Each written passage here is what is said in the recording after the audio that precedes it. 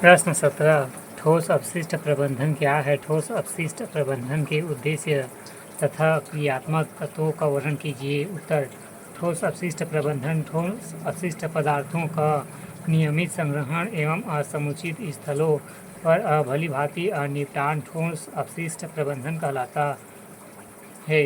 उद्देश्य: ठोस अपशिष्ट प्रबंधन का मुख्य उद्देश्य कूड़े करकट से अधिकतम मात्रा में उपयोगी संसाधन प्राप्त करना और ऊर्जा का उत्पादन करना है ताकि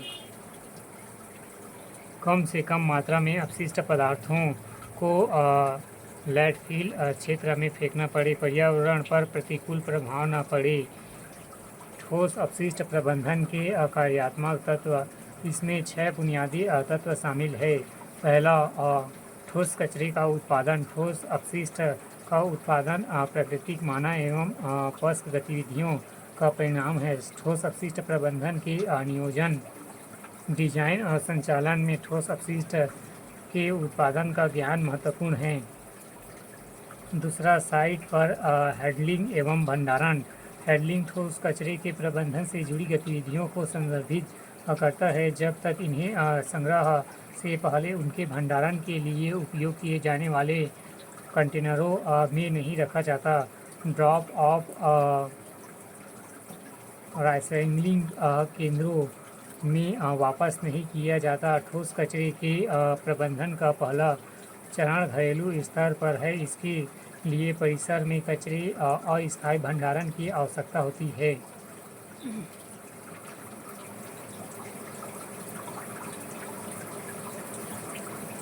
तीसरा, संग्रह। संग्रह शब्द में न केवल विभिन्न स्रोतों से ठोस कचरे को इकट्ठा करना या उठाना शामिल है, बल्कि इन कचरों को निपटाना, स्थल एवं स्थानांतरण स्टेशन तक ले जाना और वहां उतारना भी शामिल है।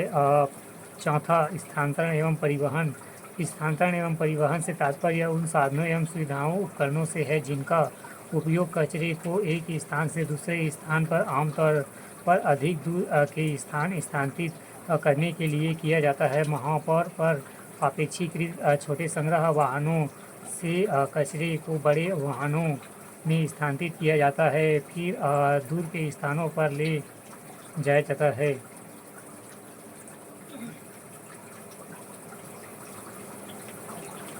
पांचवा, सामग्री और संसाधन वसूली। लाभकारी वस्तुओं को अलग कर लिया जाता है। छठवां, निपटान। पृथक्करण के बाद अधिकांश कार्बनिक सामग्री को ह्यूमस या कंपोस्ट नामक अंतिम उत्पाद के साथ जीवाणु अपघटन के अधीन किया जाता है। अन्य कचरों को पृथक पृथक विधि द्वारा निपटान किया जाता है। ठोस कचरे का उत्पादन, साइट पर हैंडलिंग और भंडारण, संग्रह, स्थानांतरण और परिवहन, सामग्री और संसाधन वसूली एवं निपटान ठोस अपशिष्ट प्रबंधन के क्रियात्मक तत्व।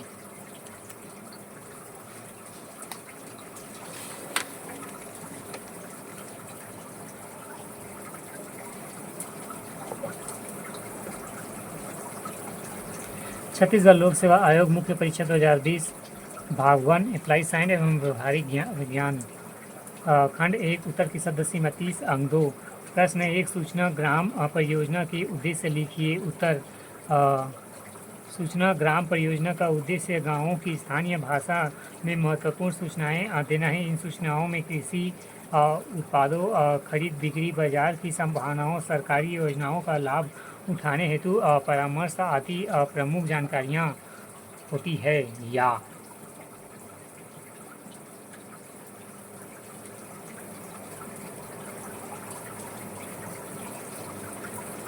पहला, क्षेत्रीय समस्याओं का चिन्हांकन किया जाना। दूसरा, समस्याओं के आधार पर समाधान हेतु परियोजनाओं का चयन एवं क्रियान्वयन करना।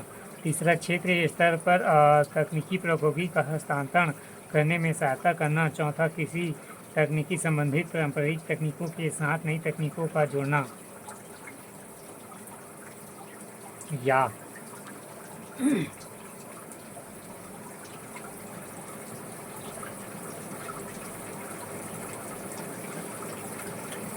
सूचना ग्राम परियोजना के उद्देश्य निम्नलिखित है। पहला, इस परियोजना का उद्देश्य विभिन्न कार्यक्रमों के संदर्भ में निर्णय लेना।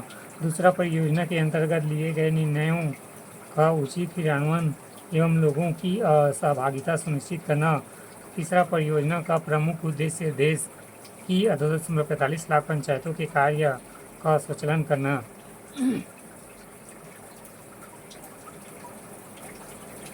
प्रश्न 2, फास्फोरस संयुक्त उर्वरकों का खेत में उपयोग करने का सही समय क्या है?